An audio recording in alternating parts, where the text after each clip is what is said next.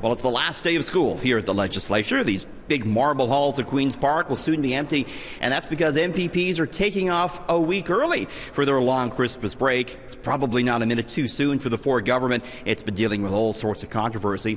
But before MPPs could get their holiday underway, they had a visitor to Queen's Park, Mayor Tory. What are you going to talk about this, Mayor?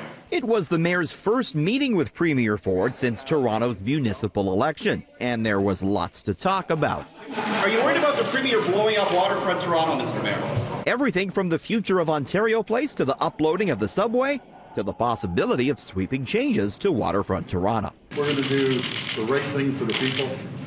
As much as sometimes we may agree or disagree, we're in the same wavelength. How did the meeting go once the cameras left? Tory didn't have much to say. Good discussion. Thanks, Mark. We'll talk to you, I'm sure, in the next couple of days. Well, exactly what we said going in. Good discussion. Meantime, the Ford government was pressed on major news regarding Hydro One. U.S. regulators blocked its takeover of a utility called Avista because of Ford ousting the Hydro One CEO. The regulator said this was evidence that the province was willing to put politics ahead of shareholder interests. This could result in a kill fee of more than $100 million. It's not an accepted outcome that there's a fee to be incurred. It's not just about the CEO. It's about the level of interference. It's about the board being the board going. It's about trying to get somebody put in place, another job for another one of his friends. Is he going to handpick someone, you think?